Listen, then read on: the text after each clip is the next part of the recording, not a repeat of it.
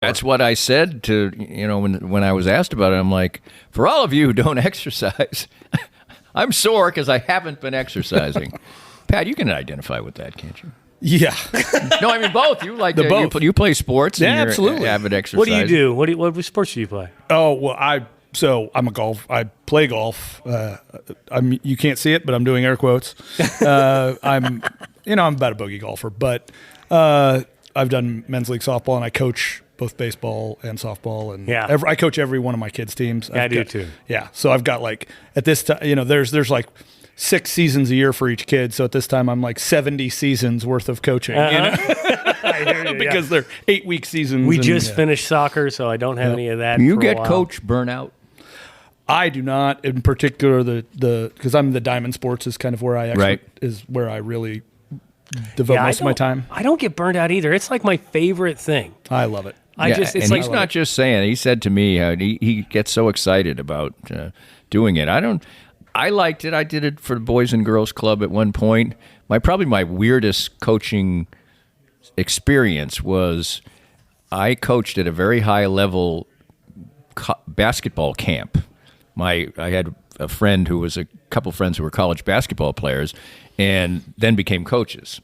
And so they actually at this camp at one time, they ended up like one coach light. Okay. So they called me up. So there you got all these people that I had heard of and, very esteemed coaches. Some of them were even major college coaches and such. And I was coaching. And, I was sort of at this point in time it was sort of an anti-Bob Knight coaching style guy. Okay. So I decided, hey, these kids are here for a great experience. I'm going to throw some chairs around. I'm going to be positive. I'm going to be Mr. Positive. It failed so badly. They just ran over me so then you can't turn the switch. No. Yeah. You can't go the other way. So you've got to obviously coaching. There's a very good balance, I would say, of being stern and getting the respect of your players and not just saying kumbaya and rolling the ball out there. I think I've gotten better at it. My teams would tense up in tournaments and towards the end of the year, we'd always blow it. And I'm kind of a hard ass of a coach, but then they also, I goof around with them. But I've learned that sometimes you push one button, sometimes you push another. And we were in our final match of the season with the boys this last weekend, and we had an undefeated season going. We've never had an undefeated season. We're playing this team, and they go up on us 1-0. And I had them like just so tense. And I pulled them aside at halftime, and I just started telling them jokes. And like, anybody got a joke? Anybody got a joke? And I'm just dropping these dad jokes. I get them laughing. I get them loose. 5-1. Yeah. Victory, undefeated season. Yep. It was fantastic. Yep. Now, you've coached both boys and girls, right? I have, yes. So do you have to just change, or do you just try to coach the same? I coach the same. My style's the same with either my father or my son, or my daughter or my son. I kept the intensity up. It's one of those things where I feel, equality, right? I mean, I want to treat everybody that's they're athletes. They're driven. They want to succeed. If they're focused on the sport, and that doesn't mean you don't adapt. That you don't utilize. But I'm just as intense with the girls as I was with the boys. I feel like the girls I coached, you had to be more intense. The boys, you know what I mean? That's almost true. The boys are like more loosey-goosey anyway. Oh, they're definitely. If you were to win, you may say, hooray for Hazel. Right. So Hazel was a fan, right? Yes. Hazel's a fan of the podcast, and I mentioned that there was a popular song, Hooray for Hazel. Yeah, and it's Tommy Rowe. Do you know anything about Tommy Rowe? I know quite a bit about Tommy Rowe. All right, give us some facts, because I didn't find anything that interesting. interesting. Dizzy. Have you ever heard the song Dizzy from the 60s? That was probably his biggest hit. He was sort of a... Bubblegum, right? Yeah, he was a, teen idol type of star. Okay. Good looking, Sean Cassidy of the 1960s kind of. And he did light bubblegum-ish song, like Hooray for Hazel, for instance. So... we also had a song called Amelia. It seems like he sang about a lot of ladies. So, I don't think Tommy Rowe wrote his own material. Got it. So I think he was just somebody he looked good. he had a couple of hits, and then he spent the rest of his life playing state fairs, I assume, or oldie shows and stuff like that. So Cruise anyway, ships. hooray for Hazel! Thanks, Hazel, for listening, and you have your own song and a TV show. So Hazel was an American TV show, and you had said it's like Leave It to Beaver, like sort of era, and I think it was. It was on from 1961 to 1966. Which is a pretty long run. And what was the run. even now I can't think of the lady's name who played Hazel. And she was famous. She was sort of a character actress, wisecracking lady, and then when she was older when she did this show, and she was the maid. Yeah, and it was based on a comic strip by Ted Key. And that is a famous comic strip. So she was, she was the sharp-mouthed, servant that was more just like a family member more than anything else. So, I wonder. This will be a good fact check next time. A lot of those shows, like in the 50s or whatever, there'd be Hazel. People had maids. I mean, right. How many people had maids? Yeah. But it seemed like on TV back then it was like on the Brady Bunch there was a maid. That's right. Oh yeah. So it was almost like, well, if there's a situation comedy, and in the situation comedy world, everybody's got a maid. By the way, how old do you think the Brady Bunch maid was supposed to be? Oh, she was probably supposed to be in her 50s, I imagine. 45. And she was 45. 45 is how old she was written into the show to be.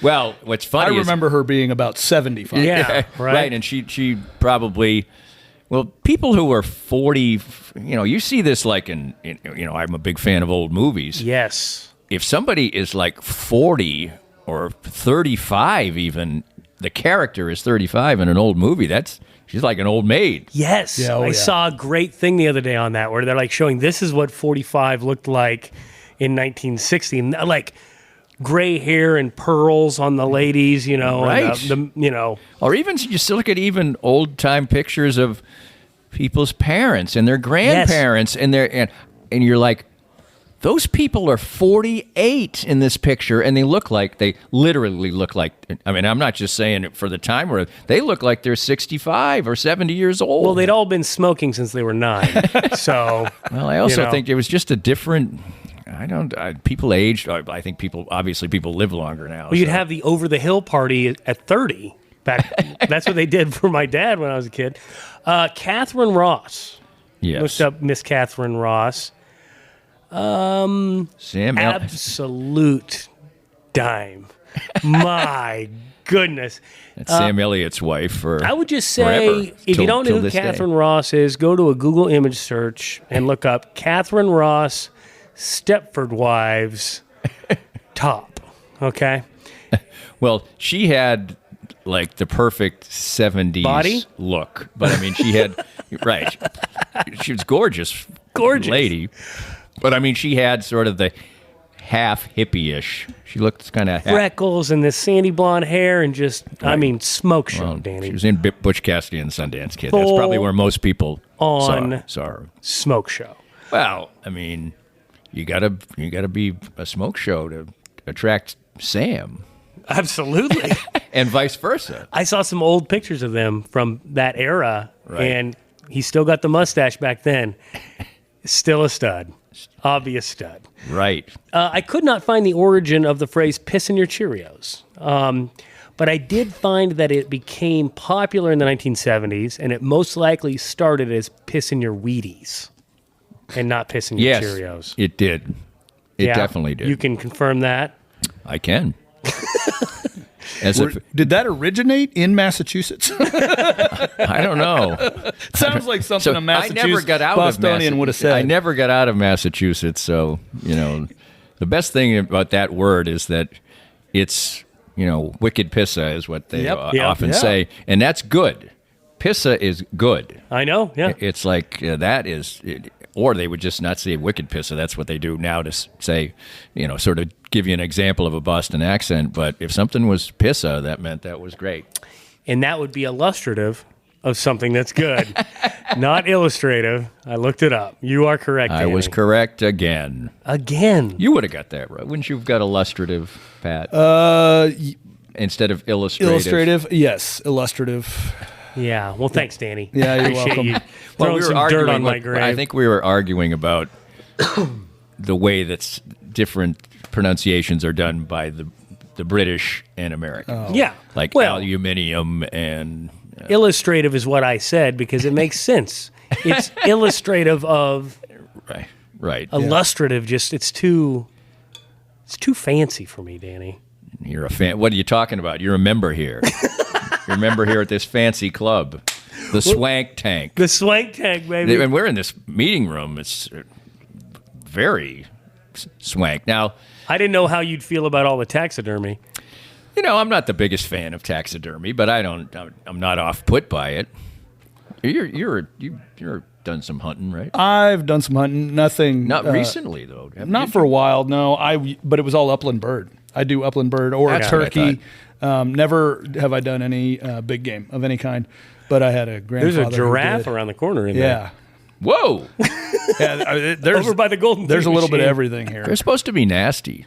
Giraffes are supposed to be nasty, from what I've heard. Like nasty smelling? No, like ornery. They're ornery creatures. I tell you what, when we were on safari, they're the only animal in the entire country of Tanzania that noticed we were there. Every time you come around the corner and there's a giraffe, they'd be like, you can't see on the pod. They would stare you down. Well, they do that giraffe look. Everybody knows the giraffe look. They would stare you Right. down. Well, have you ever? Well, they're deer with 25 feet in the air, right? I mean, they just stare at you, that empty-eyed look. But if you ever go to the Colorado Springs Zoo, one of the coolest things is right after you pay admission, you can go in and, of course, pay a little bit more, but you can feed the giraffes. Oh, and you are really? at eye level with all of the female giraffes. The bull giraffe is on the other side. He is kept by himself, and he is much bigger. And they're like, when he's going at it, he will get down and they have a cage and everything When for he's him to going keep at him it? away. When he will come in through there and he'll put his tongue out to try and get the lettuce or whatever that people have. I mean, it was really fun, but it's hilarious watching your little kids just get smacked in the face with a foot-long giraffe tongue. Now, I'll say this as we close our first segment because we all seem to be thirsty. I am not a fan of any animal licking. Dog licking, and no. Some people think it's cute. My wife will let the dog lick all her makeup off or whatever. Not for me. Dog slobber, whatever. No. No, I'm a hard no. Teach a dog not to lick. The only person in my household that Chief, which we're thinking about changing his name because he doesn't respond to it, the only person that he doesn't lick is me. He gets after it with everybody else because he knows better. Because the first 3 times he tried to lick me, I just grabbed his tongue. Oh yeah. I don't mind. The only thing I don't mind is if I just worked out and I'm sweaty and the dog wants to lick my legs. That's okay. I'll let that. That is a very specific set of circumstances to have it be okay. They like the salt. Yeah, sure. On that oddball note, we will break from here at Outward. What is it again? Arrived Outdoors. Arrived Outdoors. This wonderful place. We've got 1, 2, 3, 4, 5, 6 bits of taxidermy in this particular meeting room. And we'll be back with more great facts and another great beer coming up next right here on Thirsty Thursdays. On the road, the Thirsty Boys +1 right here. More of Danny's Reasonably Irreverent podcast after this. Cinematic Visions has been an affordable solution for professional media production in Kansas City since 2003, offering award-winning video production and creation, as well as a wide array of digital and social media management services. From planning, scripting, filming, editing, and post-production, to delivering your product to a watching world, Cinematic Visions will provide professional and affordable services for you and your business with the necessary return on investment to make it all worthwhile. Cinematic Vision's goal is to unlock the power of storytelling through video and a strong online presence for your company. Beyond the numbers, they want to inspire and evoke your clients to feel and act. Let my friends at Cinematic Visions embed your brand where it belongs, in your customers' minds. You can find them online at cinematicvisions.com or with a quick phone call at 816-600-6300.